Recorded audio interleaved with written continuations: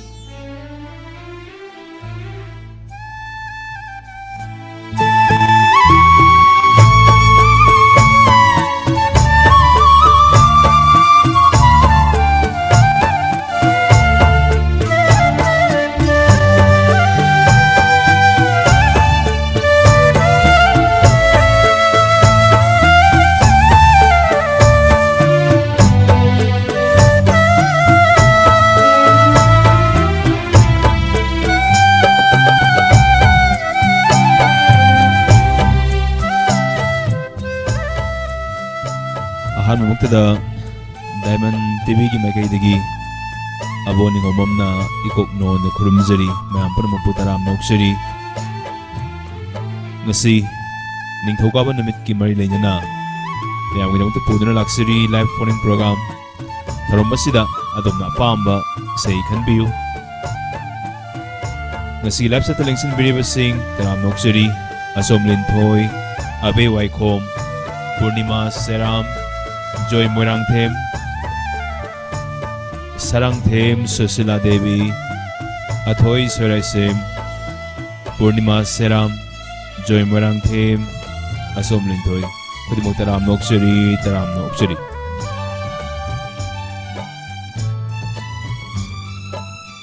Ngasigi ahanba ko lokotchari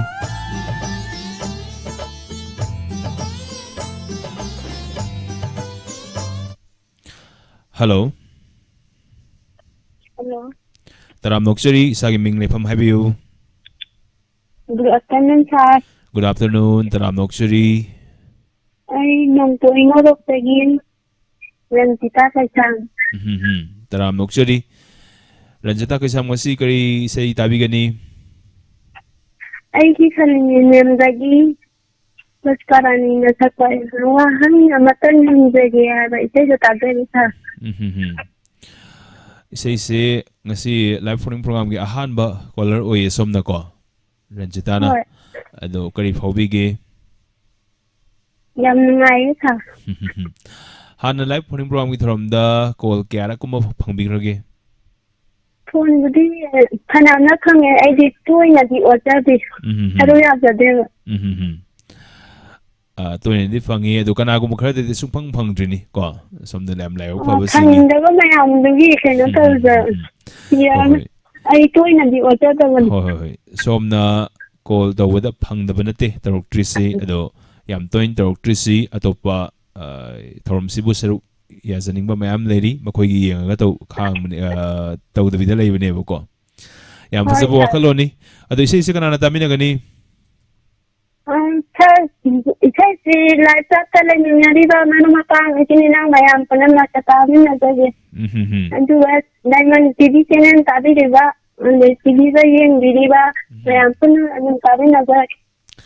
Ado, ahan ba, call hang ba su oire, ahan ba caller su oire, ado, isa mati mangang bilang ba ya, bro? Hoy, ta, mati ko iyo ba ni kasi, ay, kaya nga ando kasi. Hoy. hầu sao Hobiro.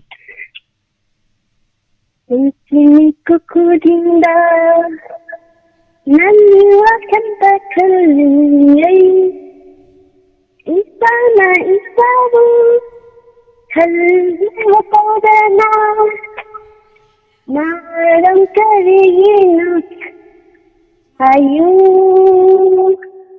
Maram kariyino hayramu Maram kariyino hayu Maram kariyino hayramu Wahramatan Tanjage Sunkara thamoyi Wahan Pausum amatan Piramu Thamoy mayinsa Liya bulu Sai đến ngôi giữa này Thì xây mà thất rồi mà Quả thất quá nhau Hoi sumsaki da bagi pakat bam si yaw ready matakta isay si kitang kuiraba film amadi yaw kibani ay gisali ni mem film sigi natra Hoi sir adu magpo ahan ba caller ni isay ngang bira hay bada ngang birak ba sinay ko yung nungay zari si tagat siri nasigi ahan ba caller dagi kan birak ba isay ay gisali ni mem film asi dagi pusprani gi konjel da wahang amatang hangsagi isay mayam puna tamina si kudol dam siri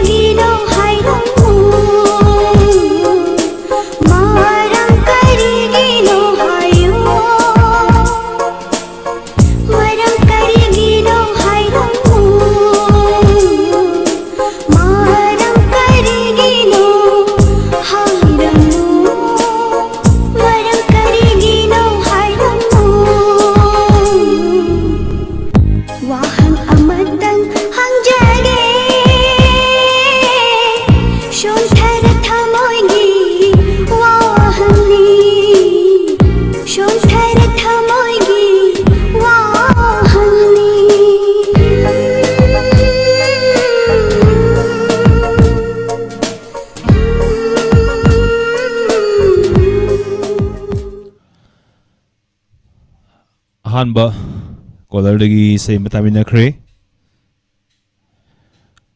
ani subu caller na karambi say kalai mayam puna kangminasi. Hello. Hello, good afternoon, sir. Good afternoon, Taram Noksuri, Sagi Mingle from Highview. Sabon to gere bay sabon to lu pin tawai ko. Sabantong Madagi, Premita Waikom Taram Noksuri. Karambi say tabigani. Sa nung si ta hai lagi film da title song madaki ni sakpa nung si ta hai lagi to adu ta ja bin si. Nangi wakalda Noksabi Aini, Haidana say Hobi say Siniko. Ho sa adu. Hoi. Say Sikana Tamina Premita.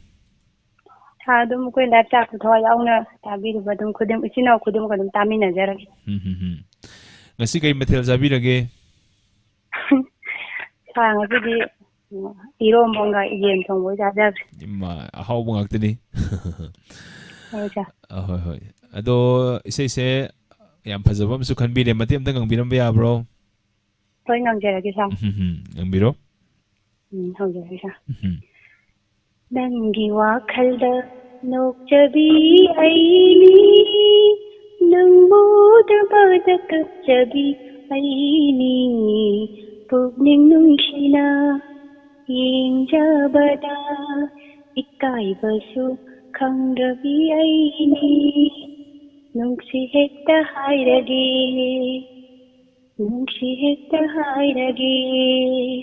nangi wakhalda nokchabi aini nangmoda bada wajabi sa sida lo chandra.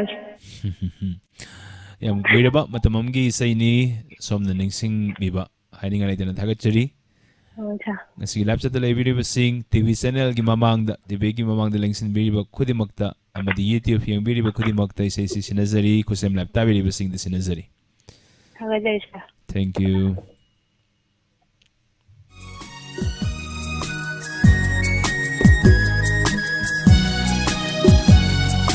Nangi wakhalda nokchabi aini nangmoda bada kapchabi aini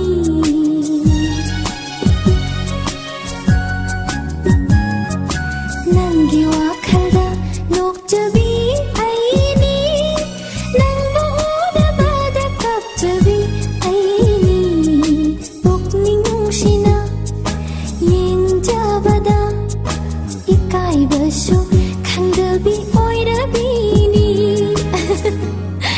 hoida nungsi hekta hairage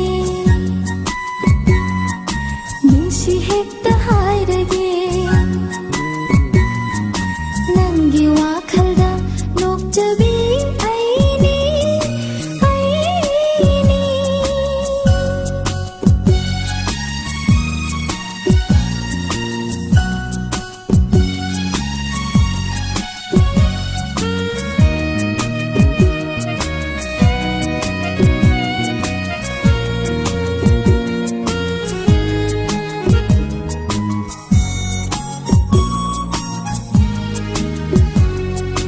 Pagi palonda palipiram minok na nokni awaba ama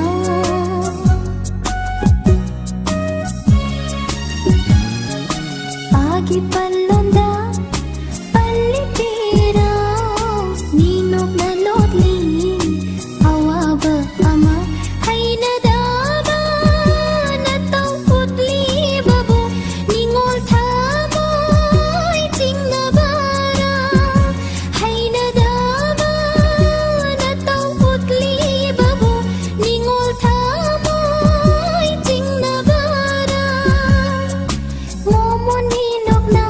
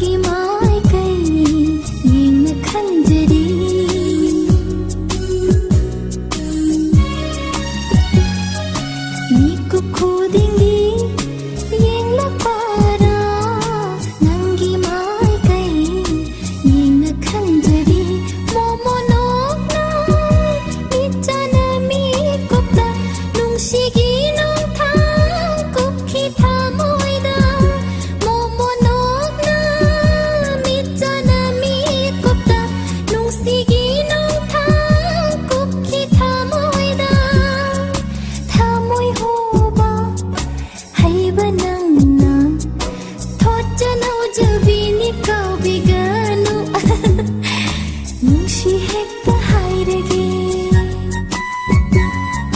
ꯅꯨꯡꯁꯤ ꯍꯦꯛꯇ ꯍꯥꯏꯔꯒꯦ ꯅꯪꯒꯤ ꯋꯥꯈꯜꯗ ꯅꯣꯛꯆꯕꯤ ꯑꯩꯅꯤ ꯅꯪꯕꯨ ꯎꯗꯕꯗ ꯀꯞꯆꯕꯤ ꯑꯩꯅꯤ ꯄꯨꯛꯅꯤꯡ ꯅꯨꯡꯁꯤꯅ ꯌꯦꯡꯖꯕꯗ 이까이버수 강답이 오이러비니 호이다 눈시했다 하이르게 눈시했다 하이르게 눈시했다 하이르 눈시했다 하이르게 눈시했다 하이르게 నంగి వాఖల్ద నొక్చబి ఐని నంగు ఊదబద కప్చబి ఐని పుక్నింగ్ నుంషిన యేంజబద 이까이버수 강답이 오이러비니 호이다 눈시했다 하이르게 눈시했다 하이르게 눈시했다 하이르게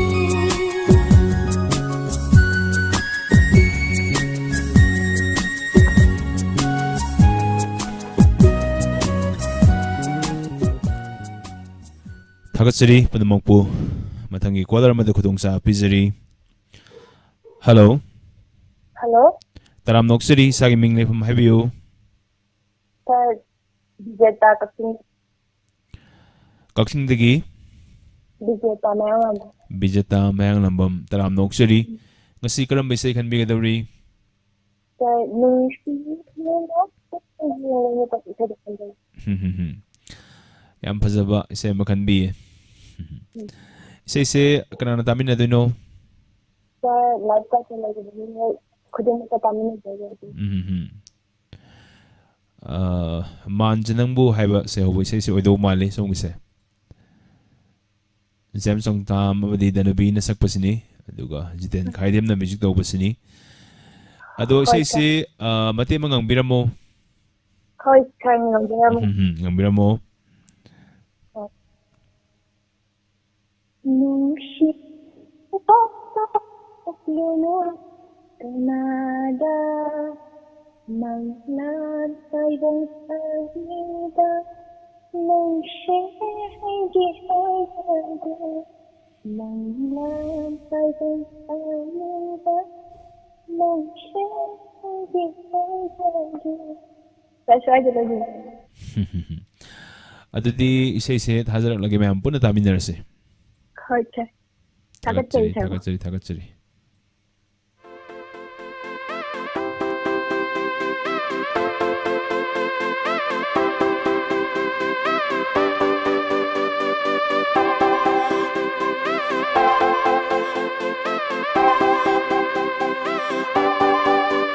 Nushi miking toing lolo Canada Nushi minok to nok lolo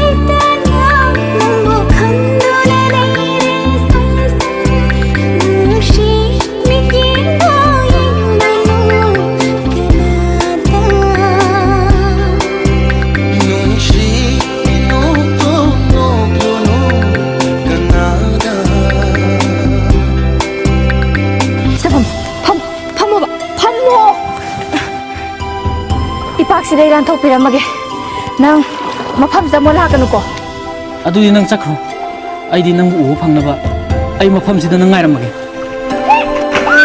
ꯅꯣꯡꯗꯣꯜ ꯊꯛꯇꯒꯤ ꯃꯥꯂꯦꯝꯗ ꯇꯥꯔꯛꯄ ꯅꯣꯡꯂꯤꯛꯅ ꯍꯤꯡꯖꯔꯤ ꯊꯋꯥꯏ ꯄꯥꯟꯕ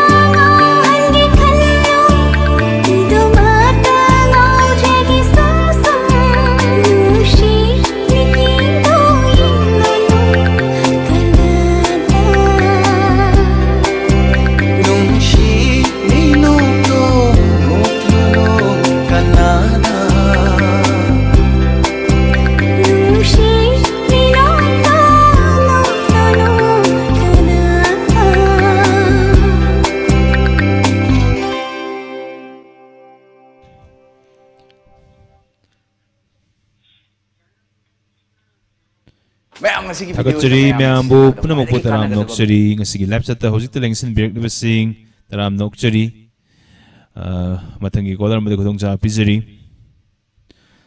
Hello. Hello, sir. Good afternoon. Good afternoon, Taram Nokchari. Isagi Mingle from Have you? I bila my bum. Sabo si yam theng na yam nungai. Ay na sabo de tang program je. Tang di kon phangadi fani da. Din ju yam na dum theng na de ko han tak se. Ay na sabo gi ama kai hai da na sumi hai na lobra lale hai na lobra ha kanom hai bu do. Hoi hoi hoi. Sumbra. Yam taza ba adu do. Yam nungai sabo gi voice ta ta yam nungai ba hai ta. Yam su phajaba. Hoi. Isagi. Adi atang thagat ke na to wai. Hoi, thank you Thakachari. Alo sabai sei imta khanjage. Karam bisai tabi gini. Keni di khumana sakpa. Saphuga manara ai ki thamoi se to bona. Ni se na ta jage. Yam phajaba isai makhan bi. Isai se kana tamin na doino. Ai sei de live chat ta leba isinau jinga pulap tamin na jage. Ming di palar. Live chat se mi yam kre aduna amo tapalaga di war ni bako. Hoi. Isai se soidana ngang biram gani haibagi thajaba thamjari mate mangang biram ba yabro. Sabo matien tangan jage. Ngang biu.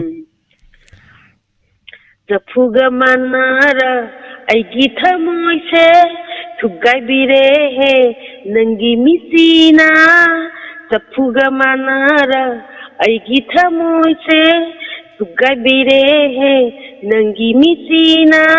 Haitharage aigi nunsibana thalaba thamoi asidagi nunsiba ate ai doro doro doro doro doro doro.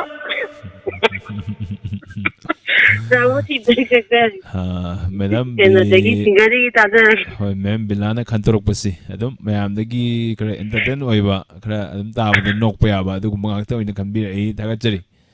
Sabo Thakachari say si ma'am puna taminasi. Kudong sabi sila horaga sige live sa talabiri basing Victory Angkom Mutum Promila Chanu Thoksom Mary Inaw Thoksom Premita Waikom Hendi Laisram Bembem Konthosam Ranjita Kaisam Tokum Aton Ambika KH Thoksom Mary Ngathem Maria Victory Angkom Ibem Saning Thosam Kudimak Taram Nokchari Ming Sethana Thabukra Yaroga Thakachari Mem Bila Maibamna Khanbirak ni bisay si Ma'am Puna Taminasi Kudol Tamjari.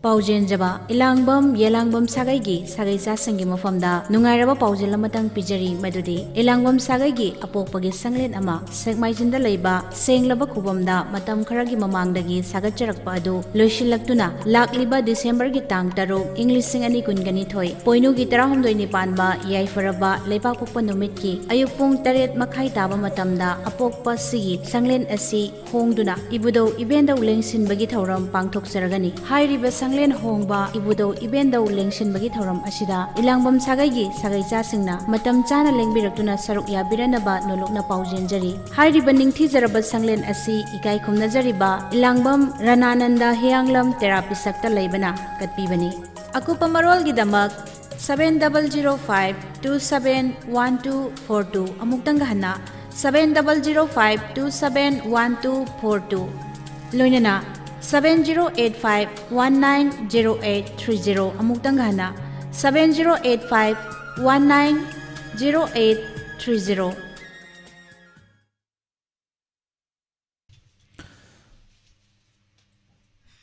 ꯌꯥꯝ ꯀꯨꯏꯅ colour ꯑꯃ ꯍꯣꯜꯗ ꯂꯩꯕꯤꯔꯦ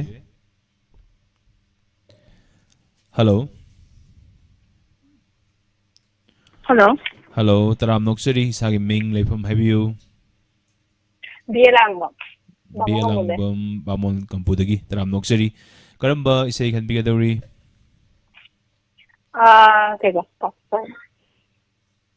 ꯀꯅꯥꯅ ꯁꯛꯄ ꯍꯦ ꯄꯨꯟꯁꯤ ꯅꯪꯁꯨ ꯇꯧꯕ ꯏꯁꯩꯗꯨ ꯍꯦ ꯄꯨꯟꯁꯤ ꯅꯪꯁꯨ ꯂꯥꯏꯕꯛꯀ ꯈꯠꯅꯔꯕꯣꯏ ꯌꯥꯝ ꯐꯖꯕ ꯏꯁꯩꯅꯤ ꯏꯉꯥ ꯅꯣꯡꯂꯛꯇ ꯐꯤꯂꯝꯒꯤ ꯏꯁꯩꯅꯤ ꯁꯗꯥꯅꯟꯗꯅ ꯌꯥꯝ ꯀꯟꯅ ꯍꯤꯠ ꯆꯠꯈꯠꯂꯛꯄ ꯃꯇꯥꯡꯒꯤ ꯏꯁꯩꯅꯤ ꯏꯁꯩꯁꯤ ꯀꯅꯥꯅ ꯇꯥꯃꯤꯟꯅꯒꯅꯤ ꯏꯁꯩꯁꯦ ꯂꯦꯞꯇꯣꯞꯇ ꯂꯩꯕ ꯃꯌꯥꯝꯒ ꯇꯥꯃꯤꯟꯅꯔꯒꯦ ꯁꯔꯁꯨ ꯌꯥꯝ ꯇꯥꯃꯤꯟꯅꯔꯒꯦ ꯕꯤꯌꯦꯂꯥꯡꯕꯝ ꯉꯁꯤꯗꯤ ꯀꯩ ꯃꯊꯦꯜ ꯆꯥꯕꯤꯔꯒꯦ ꯉꯁꯤꯁꯦ ꯆꯥꯛ ꯆꯥꯗ꯭ꯔꯦ ꯅꯨꯗꯜꯁ ꯑꯣꯏꯅ ꯆꯥꯔꯦ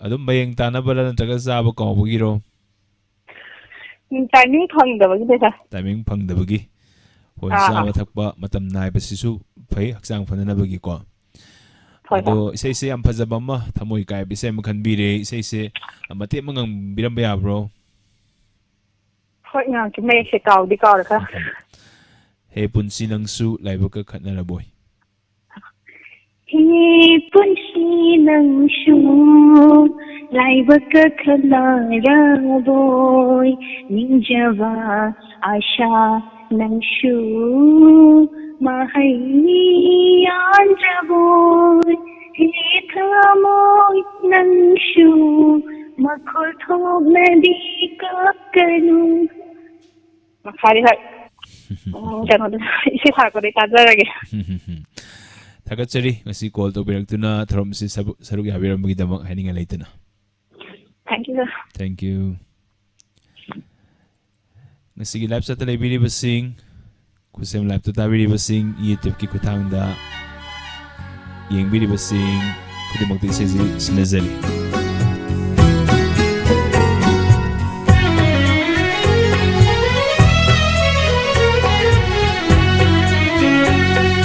Hey punsi nangsu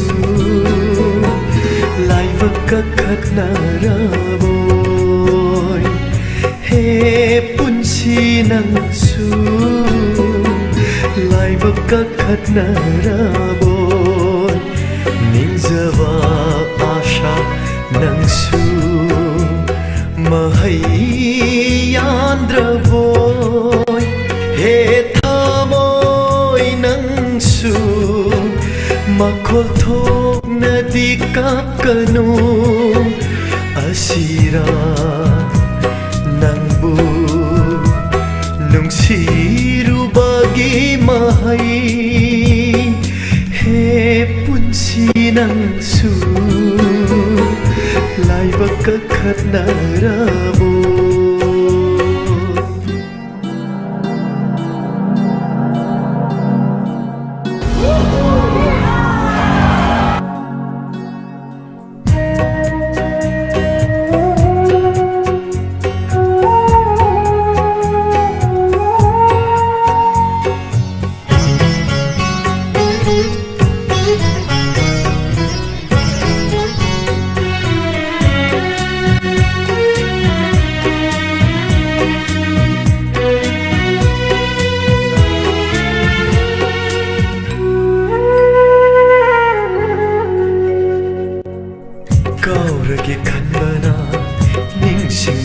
oire manglan khuding nang tabu ure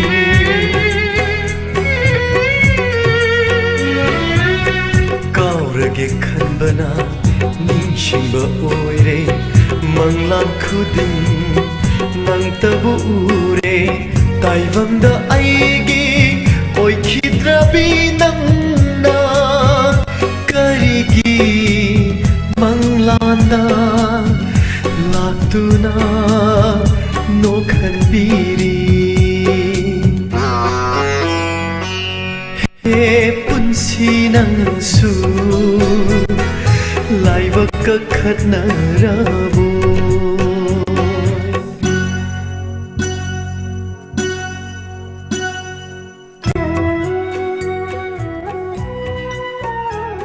Isaisu yamna fazabam tabiri marag thana live sa televiri basing Isaisu bukan birak ni babi alangbam Aruni Akoizam Esther Rosni Tokum Aton Taurem Pramo Esther Pwede magtaram noksari ibem saning thousand aigi apin ba poirage kairaba thamoi sisu themjillage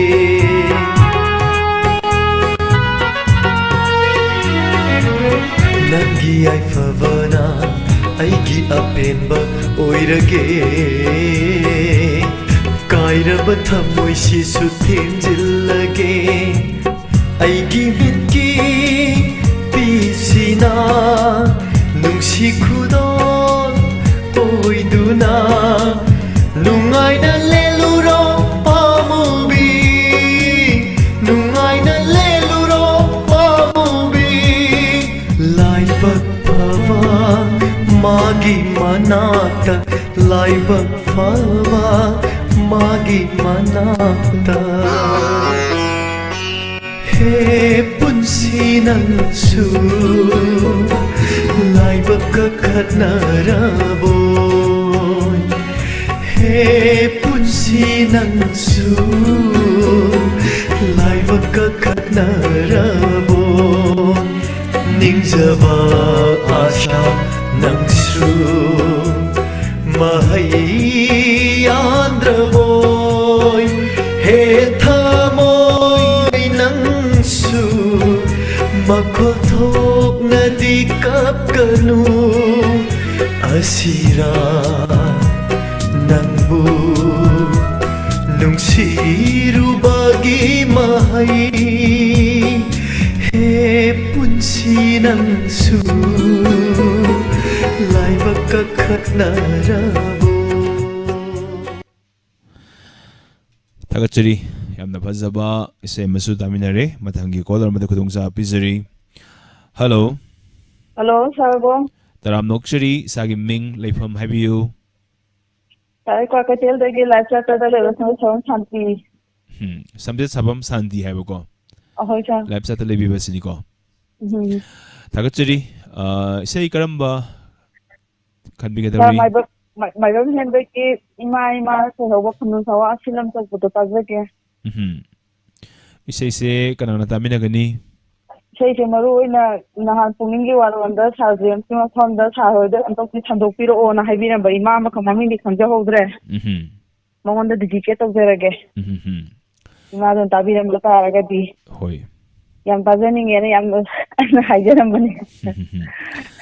Pukning gi warol da thorom sida isay se khanbiramba imaduna thorom se tabi bo oragadi se soidana tabi bo orasanu ado say am phazabam su khanbi matem bang binamba yabro Sai masidi ngangba hairoi ko mayai da denake hoy Kamnu sawa asilam makui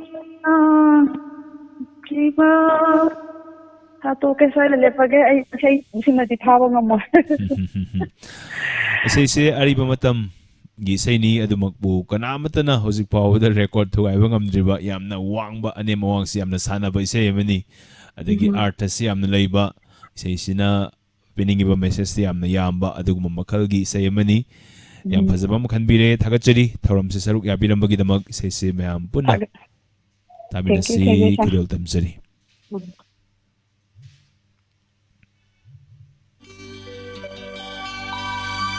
Ima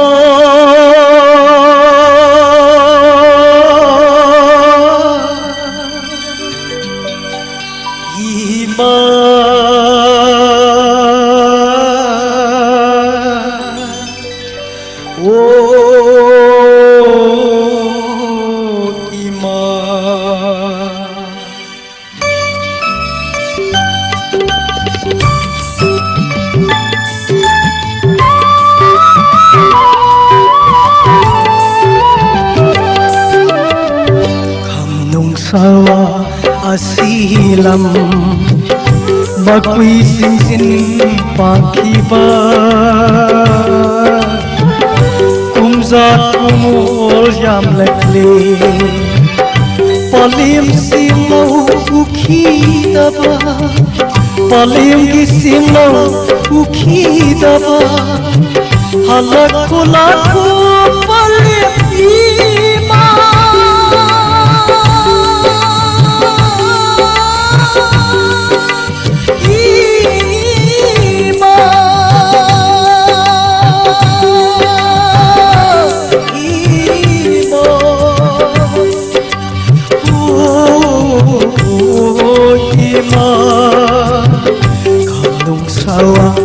asilam kandung sawa asilam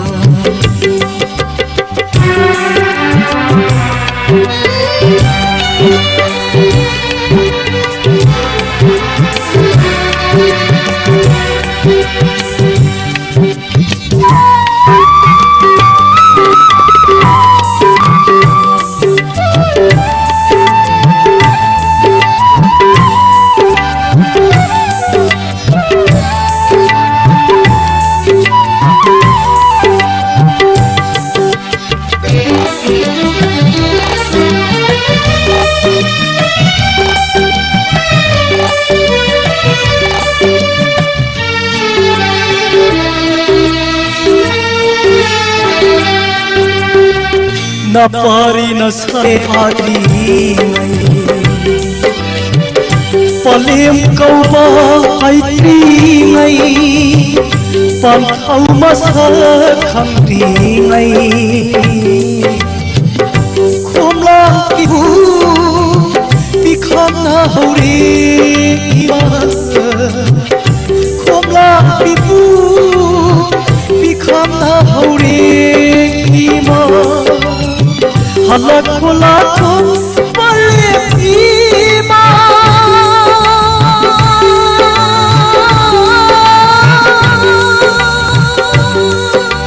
ima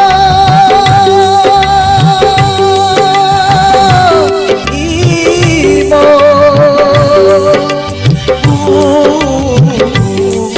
ima kandung sawa asilam kandung sawa asilam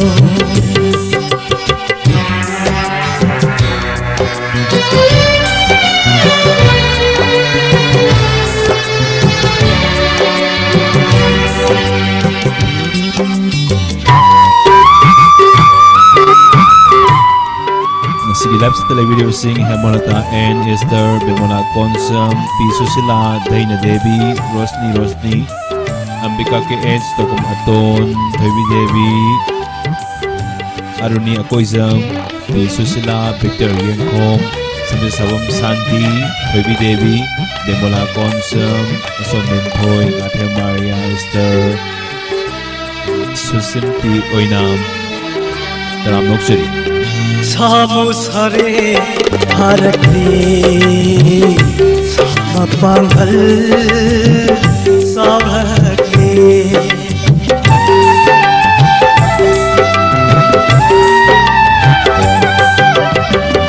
samu sare harakne sama pangal sabhakne na pari ki kuyengu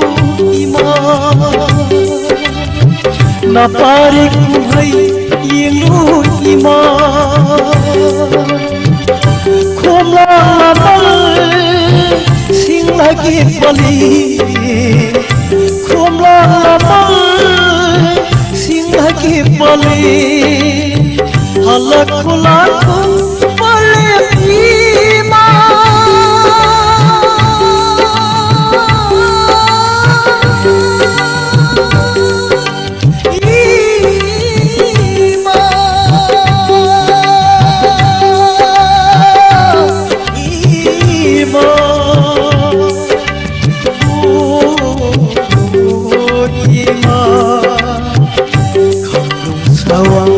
asilam magui sin sin pakima kung zat kumul yam lakli ima oh ima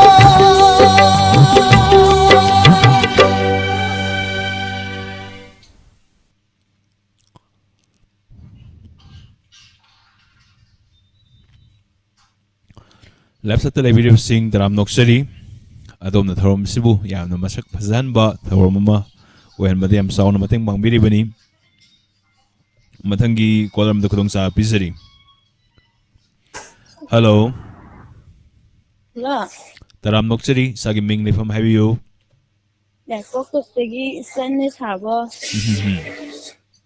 Taram Noksari Isan Karam Bisay can be the Basinta nang alam daigi Sibina sa izan mo sa tamtaw na sa kanjaya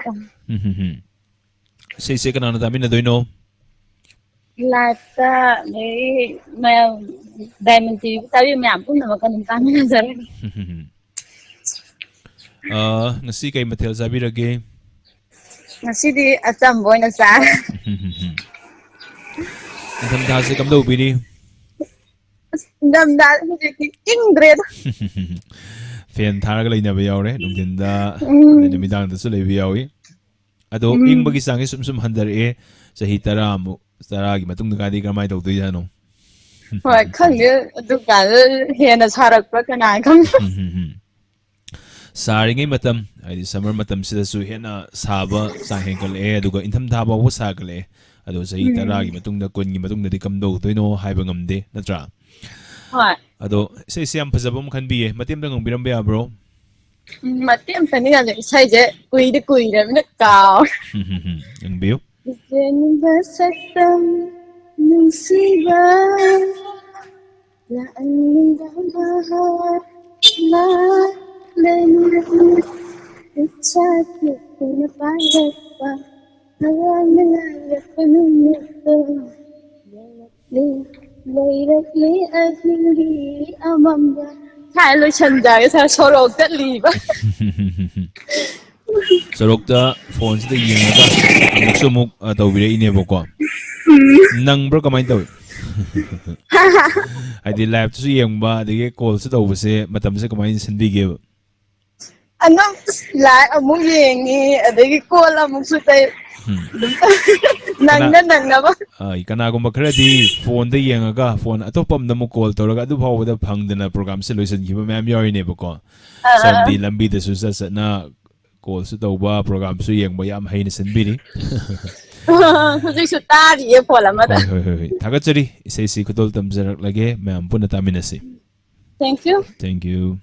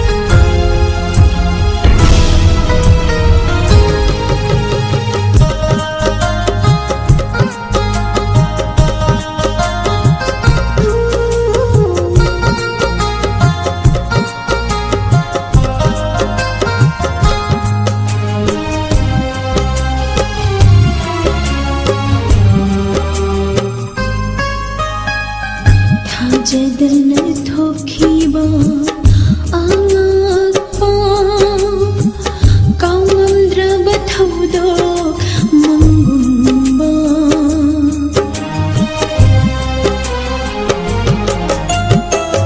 ꯊꯥꯖꯗꯅ ꯊꯣꯛꯈꯤꯕ ꯑꯉꯛꯄ ꯀꯥꯎꯉꯝꯗ꯭ꯔꯕ ꯊꯧꯗꯣꯛ ꯃꯪꯒꯨꯝꯕ ꯅꯤꯡꯁꯤꯡꯂꯤ ꯉꯁꯤꯁꯨ ꯂꯦꯞꯇꯅ ꯁꯥꯟꯅꯔꯤ ꯄꯨꯛꯅꯤꯡ ꯂꯩꯀꯣꯜꯁꯤꯗ ꯕꯁꯟꯇꯒꯤ ꯅꯣꯡꯉꯥꯜꯂꯝꯗꯥꯏꯅ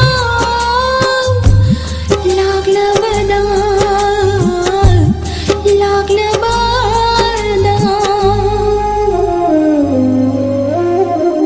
우주닝바 삭담 농시바 락한닝바 마학 락라니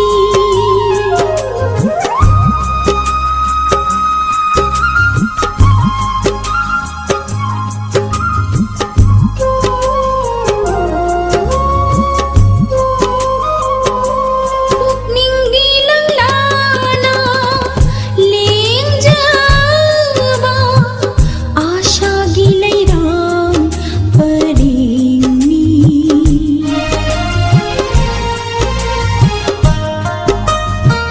पुकनिंगी लंगलाना लेंgjaba आशा गिलैराम परिंगनी खंगहौदा हुमलकपा नोंलैना जोइजाइना हल्ले लैरांग लैना बसंतगी नोंगालमदाइना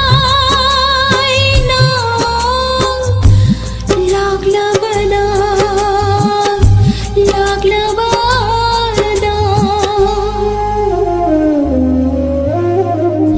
우주닝바 삭담 농시바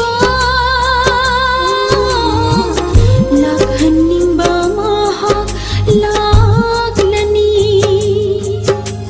ꯈꯨꯠꯁꯥ ꯊꯦꯛꯇꯨꯅ ꯄꯥꯔꯛꯄ ꯈꯧꯔꯥꯡꯅ ꯉꯥꯏꯔꯛꯄ ꯅꯨꯃꯤꯠꯇꯣ ꯌꯧꯔꯛꯂꯦ ꯂꯣꯏꯔꯛꯂꯦ ꯑꯍꯤꯡꯒꯤ ꯑꯃꯝꯕ ꯕꯁꯟꯇꯒꯤ ngasigi live chat ki marak yamna fazaba comment amdang pathokjarage myam live chat lay bimsen sarungbamna takpibani live chat lay biri ba somi waikhom na call tawbada phangdi haina message type tawbiri asomda sorok ta satna call torokli masidani marup Shakespeare da tuition chatpiu haina toina haijari base aina yamna nokningba comment ame bilai thakachari tanjabu sarugadi soidana phangani tanja sadragadi yam toina tawbirasu dum bangdaba thoi adumuk podum try left na tawbiu mathangi caller amada khudung sa pizari hello good afternoon dabo good afternoon taram noksari isagi ming lepham habiu dabo isina mama la kai de singkhai moirang singkhai moirang inau taram noksari ngasi karam bisai tapi gadawri angang ba mayek pizza to film gina solution da ba to sinda ga chakpa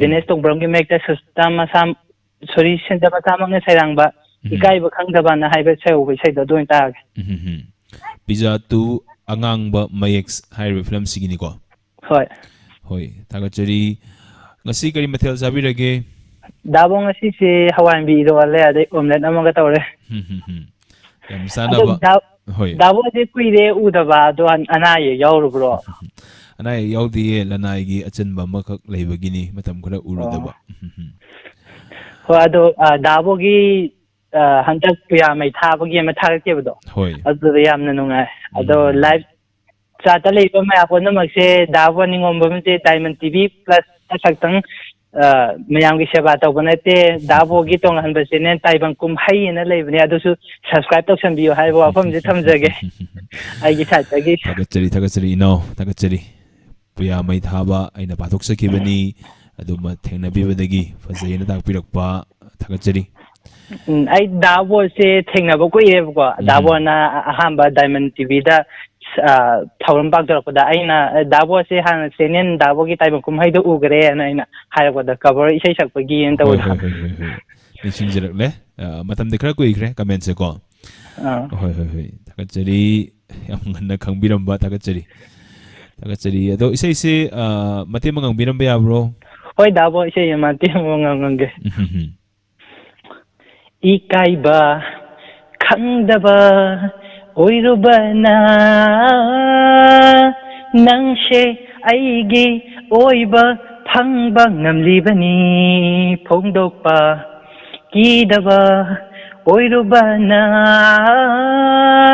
낭부 아이기 오이바 팡방 남리바니 분시세 까이두나 레이람라바 낭디 미기 어카가니 낭디 미기 분시세 까이두나 레이람라바 낭디 미기 어카가니 낭디 미기 다보 시달라 신자게 마카타데 다보데 좀 따자라게ꯊꯥꯒꯠꯆꯔꯤ ꯏꯁꯩ ꯆꯤꯡꯈꯩ ꯃꯣꯏꯔꯥꯡ ꯏꯅꯥꯎꯁꯤꯅ ꯈꯟꯕꯤꯔꯛꯂꯤꯕ ꯏꯁꯩꯁꯤ ꯉꯁꯤꯒꯤ diamond TV ꯃꯤꯠꯌꯦꯡ ꯇꯥꯕꯤꯔꯤꯕ ꯈꯨꯠꯁꯦꯝ ꯂꯥꯏꯞꯇ ꯇꯥꯕꯤꯔꯤꯕ ꯈꯨꯗꯤꯡꯃꯛꯇ ꯏꯁꯩꯁꯤ ꯁꯤꯟꯅꯖꯔꯤ ꯇꯥꯃꯤꯟꯅꯁꯤ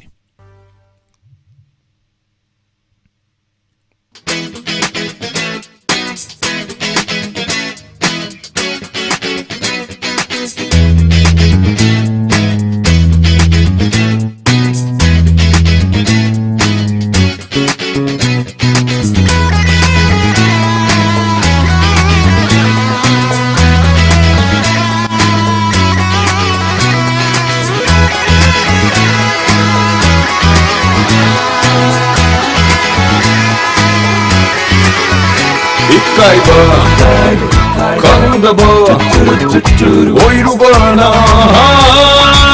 낭보 아이기 아이세 낭기 오이가미 폰독바 기다바 오이루바나 낭보 팡바 아이기 오이바 물리가미 Say kaiduna leiram lava nangdi migi kagani nangdi migi kun say kaiduna leiram lava nangdi migi kagani nangdi migi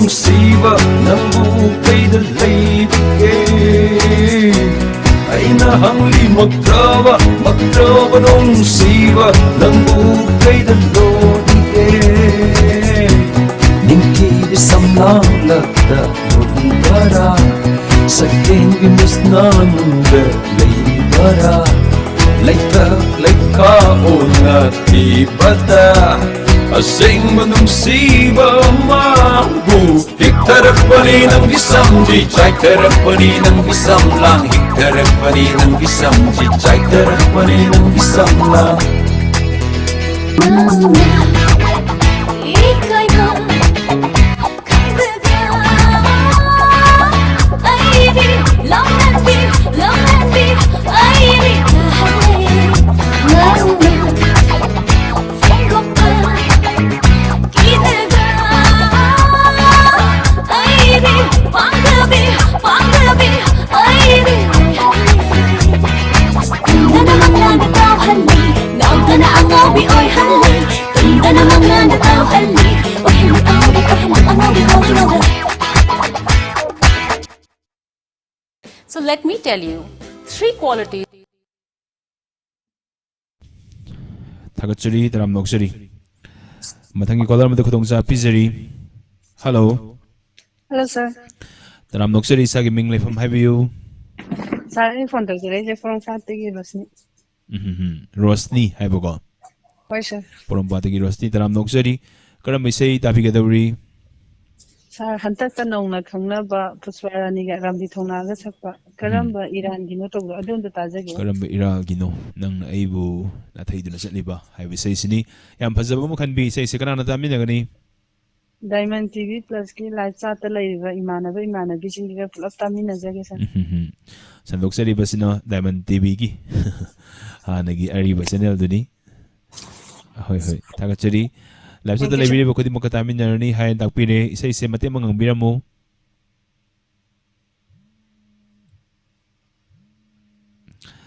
Say kan birame call ditat kre. Say thajarak lage. Ampun tamin na si.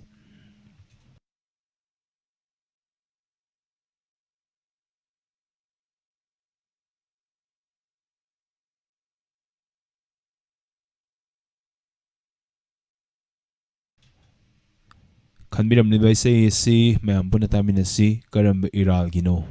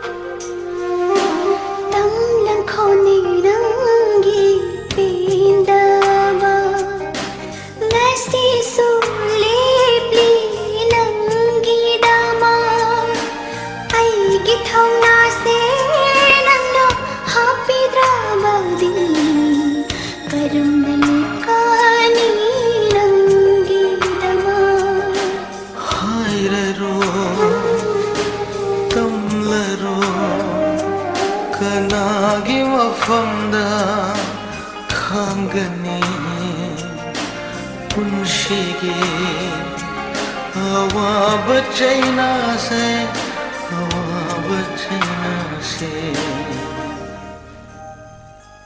karamba iralino nanna aibu laplai thopiriba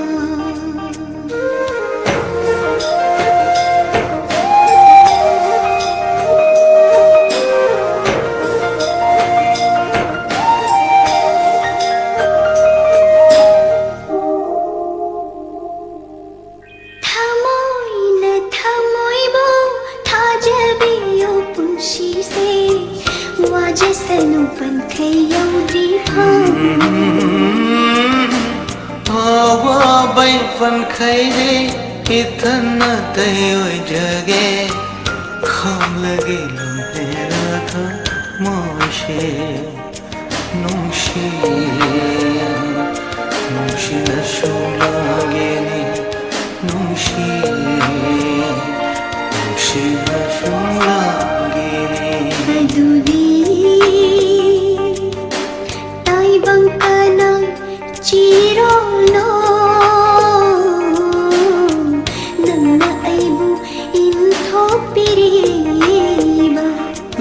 Khidre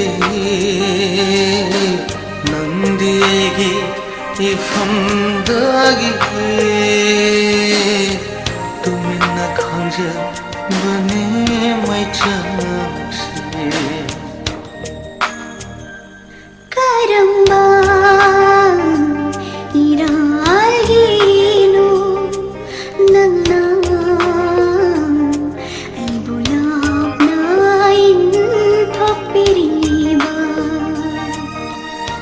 Nashibi wahalle aigi thamoishi langtat nahalle tattana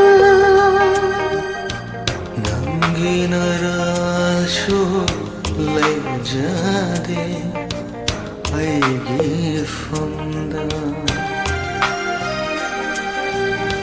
miyoiva mapoka poglubana Miyoiba mapokta poglubana hawa bachayena fangle donga shedi hawa bachayena fangle donga shedi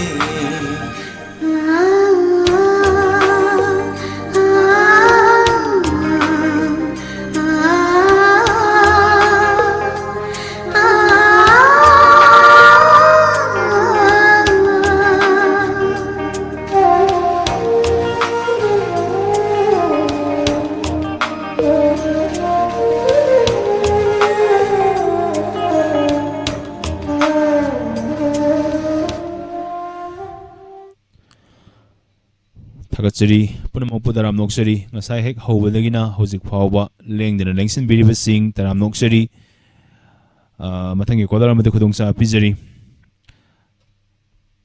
hello taram noksari sagi ming leifam haibiu sarai tawjare kongpaldagi Praneshwari Khundrakpamni kongpaldagi Praneshwari Khundrakpam taram noksari karam isai tabigani Praneshwari Pushparani sakpa wakhalji tawudo tajage sir yam nauriba female version da putorpa ku ijbe se makhan bi se kanana didige to bidino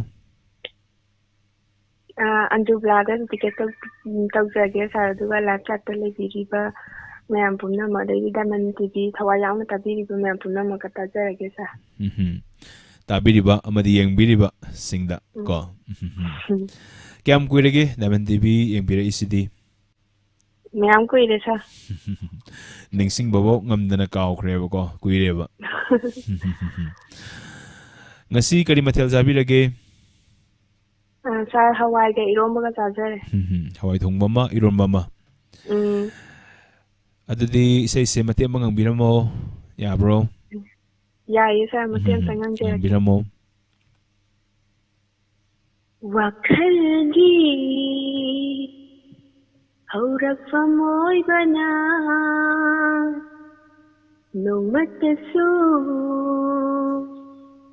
ꯀꯥꯎꯗꯕꯅ ꯍꯥꯞꯄꯨ ꯑꯩꯅ ꯀꯔꯝꯅ ꯅꯤꯡꯁꯤꯡꯒꯅꯤ ꯁ꯭ꯋꯥꯏꯗ ꯁꯨꯝ ꯂꯣꯏꯁꯤꯟꯖꯔꯒꯦ isai Pushparani khonjaldagi muktaminarasi thagachari call tawbiraktuna thoromsi saruk yabirambagidamak thank you sir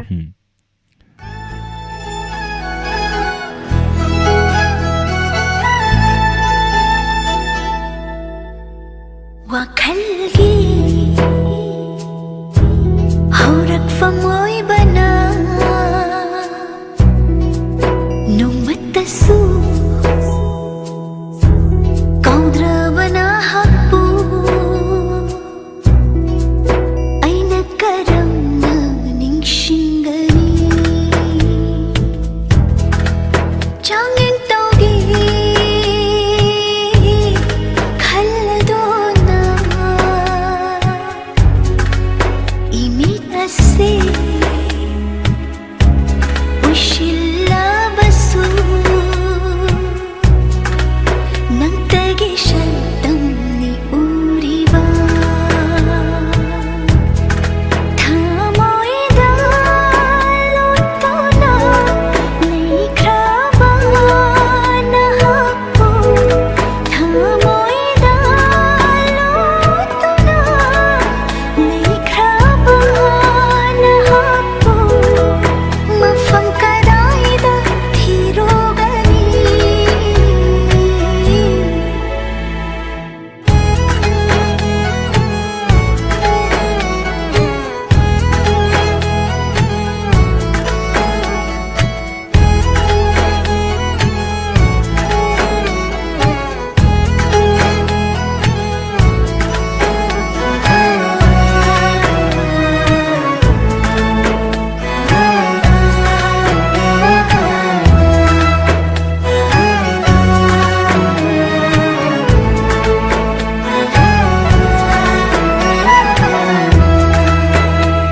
tagu kanikla thawalata nongmadol mabema thajani bukning warat bilai chilna thamoigi satam singye lari tagu kanikla thawalata nongmadol mabema thajani bukning warat bilai chilna thamoigi satam singye lari khoirana raba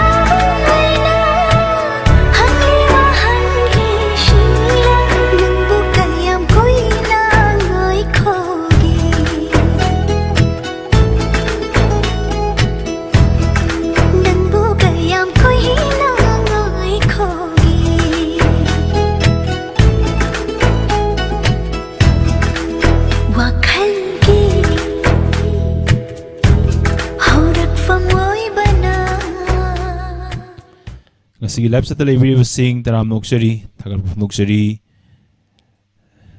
ngasi call ani gumbala ko chage aduga losin jage program si ngasai dagi leng dana hek hobadagi hojik phaw leng sin video sing taram noksari Bella baby maibam Esther Puja Lanchenbi Porompat yes na mangang jite ningthauzam tokum aton ngathem Maria Esther Lanchenbi Porompat Premita Waikhom tokum aton Thoibi Devi yes na mangang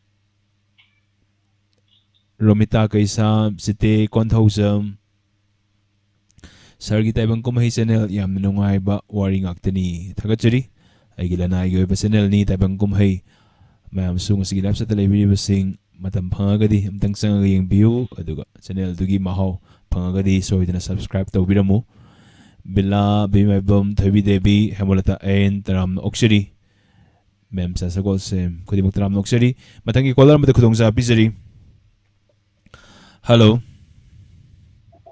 Hello sir, good evening. Good evening, Taram Noksari. Karam bisay kan bigay dawri. Sir, call daw ko rin ay driver di pizza. Taram Noksari. Karam bisay kan bigay dawri. Sir, matanig ko diplom na kayo na sa chatli sa hindi aroy batha. Chatli sa higi aroy batha. Hoy na win. Hoy. Aroy batha. Hoy drum now buena sakpiba MK Jetki sa isini. Sa kading masarap sir. Hoy hi view. Sa ngasaydagi call phangde hay ba live streaming da video ba inaw chomi. Aduga si event man mama ben mola koncham aduga ita puja Easter Ambika atay ming pandra so akoy mi agapun na dum tamina daga. Thagachari isi mate mangang binamba ya bro sa isay ngumodi hay ti isay tabri am hay ngang badi hay dabo ko hoy lakada program na di amugtang kana honaraga amtang ngambreng se namboy sa Thagachari so no kan break libisay ngasi Diamond TV yang biriba TV channel ki mamang daling sinduni yang biriba kusem live ta biriba khudi maktai sei si khudol tamzari taminase hoy na makatani na da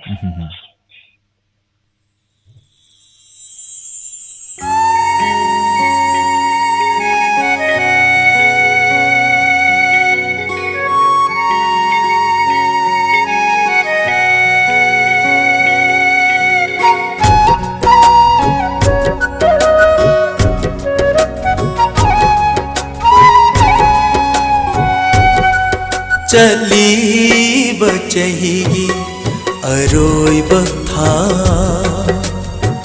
कौगे ने नंगो नुंगशीबी निंगथम था कौगे ने नंगो नुंगशीबी पोइनु था चली बचही अरोय बथा चलमदा यौरकले कपलीवारा Kine तोरबांद लेतुना येंगलम गनुको पिरोइनारा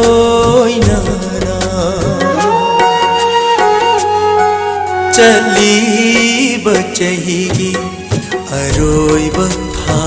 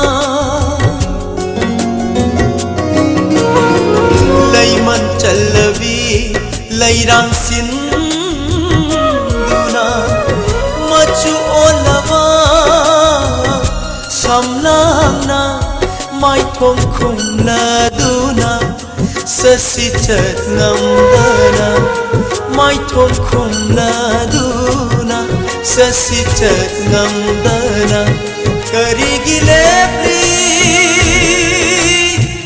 nangi na tau ubada thamoi se pungamdare chali bachahi aroi batha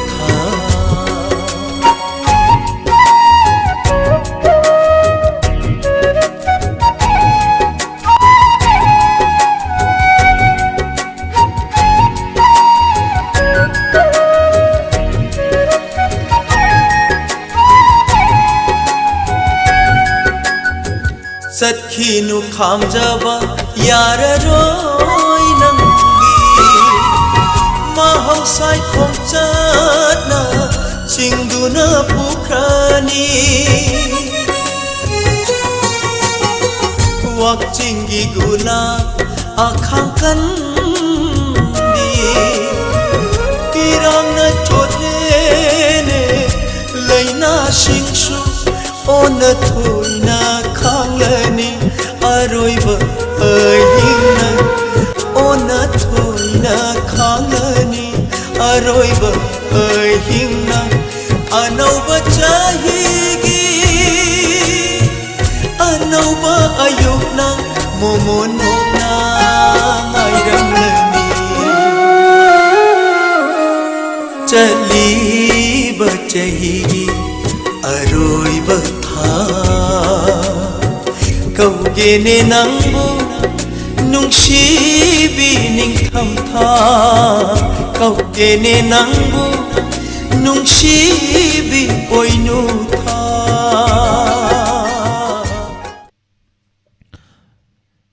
Thakachari punamukpu taram noksari loramdai mikupasida ngasigi lab sata leibiribasing marol ama sum Ming pathok samge Ming pathok pada yahon ningba yawbining masingna Ming kamenam tang tawbiramo Jite ning thawzam ngathe Maria Ibemhan Devi Gangarani Kolkata Tokum Aton Esther Billa Bemola Konsum Memsa Sagolsem Pisusila Hamulata en Bemola Konsum ngathe Maria yawkre Premita Waikom Thoibi Devi Esther Ngasai hek hobadagina hojik pawba lengsin biba yarogadi like symbol amamtang thabiraune natraga khodhangat bagi emoji do siyai adum khangja hoge tawbani maraktagi sang panataba hek program se hobadagina hojik pawba lengdana leibibasing sangbirak pasing Tokum Aton Somi Waikhom Singkhai Yengkhom Billa Billa se madi hek hobadagi hojik paw leibane se oise haibadi ngasai call fangre Ebemhal Devi Thakachari Ngathe Maria Lanchanbi Porompat Taram Noksari Ngathe Maria Puja Tokum Aton Esther Yamba Shakespeare ngasai dagi leibo mali Thakachari Somi Waikhom Puja Asom Linthoi Molata en Tokum Aton Ibem Zaning Thozam Thakachari ngasai hek hobadagi na hojik paw lengsin biba adagi marakta sambirukpa oiragasu tharomsibu nungsibiduna saruk yabideba khodimakpu ikai khumnabu chari ngasigi aroiba call lokachari Hello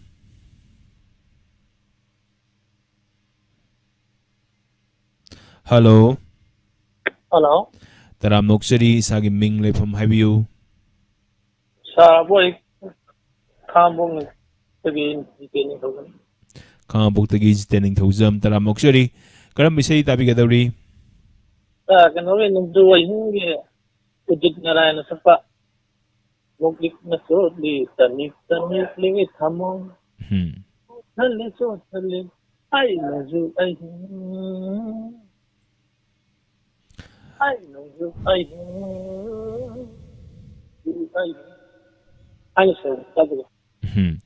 Isay dasing namakidi Kunjoy Kumarna Surupan Mani aduga Sonunigam Amadi Laisam Mema ani nasakpa isay ni Isay kanana tabi na gani Light chat lấy một cuốn thằng đó mà cuốn chat rồi cái sao cái số try sẽ đi tàu cái thằng mà nè anh sẽ live chat hay là mình à rồi cái cuốn là đi anh nói cái này cái nào mà tự nhiên cái gì rồi hay là cầm miếng nó gì hoi adum to bagi niyom se am phazana khangbi re hairisina di ko hoi kana gumba mana adum ngasai digi call tawi phone ani hum thamaga try to with the phang da yauri som di ani rakak to with the phangi yamna lai phaba amadi call to bagi matam khangbani an thamjage thagachari dadi sei sime am puna damina si thagachari call to biraktuna saruk yabiram bagi dam ngasigi live sata ngasai hek hobadagi na hoji phawbada lengsin beriba sing khudimuk taramna oksari ngasigi last caller gi sei mayam da khudol tamjari taminasi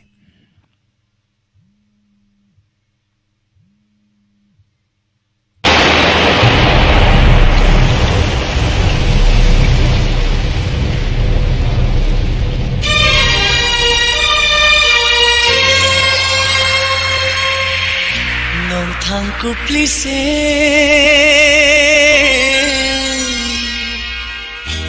nom khit sitli se nang budara nang bu khandara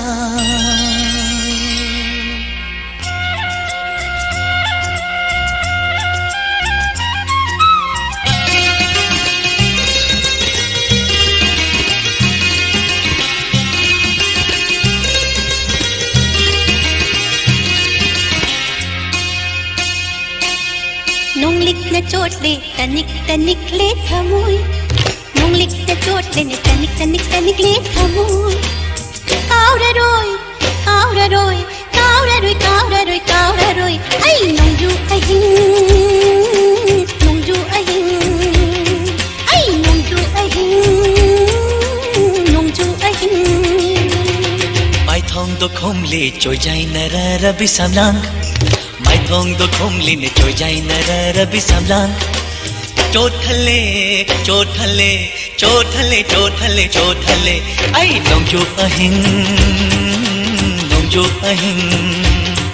ai nong ju ahing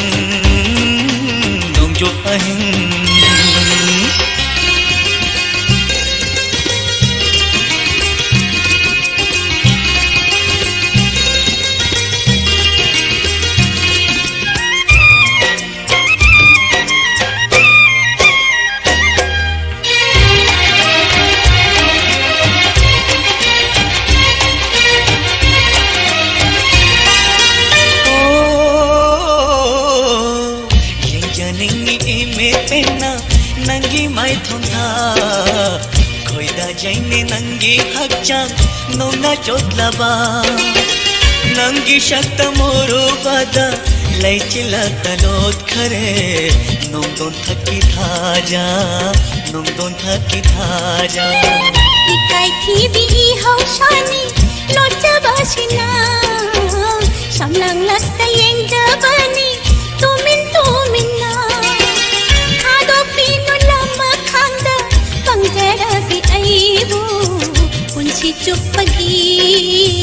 punsi chupagi kaura roy nongju ahing nongju ahing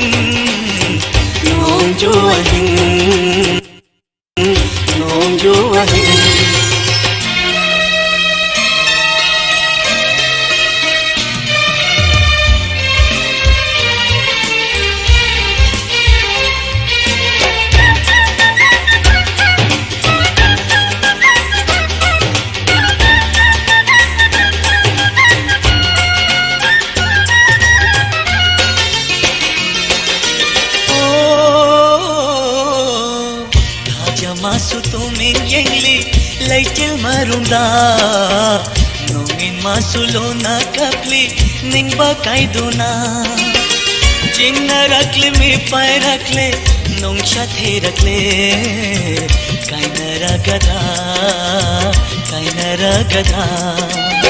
pamu shaktam yen jaraga nokna len jage mapok langon khudin makta hongloi hoi jage haga nongin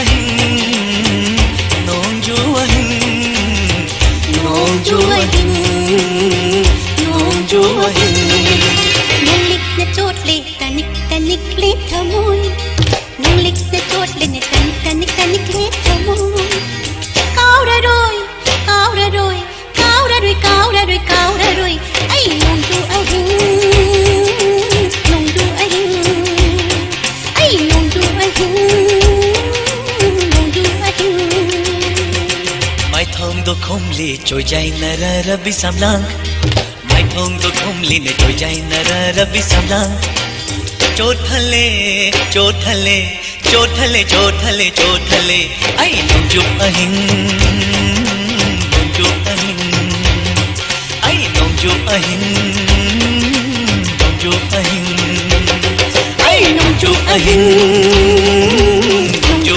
ahing ai nongju ahing nongju ahing Thakachari punamangpu matam na kanawa su ngai vide pung ama makhai ki program ni tharom sida hek ho khibadagi na hojik pawbada loiram dai mi kupsi bawba lengdana lengsin biriba sing kudimak taram no okshari nong suraga loisale nong ju ahingi film se yamna title song yam phazaba mata biri mayam punamak mathangi program mayam leizari sida soidina saruk ya biu ngasi call phanghodaba singna phoning program atupa numit sing da soidana tawjaraki gani aduda la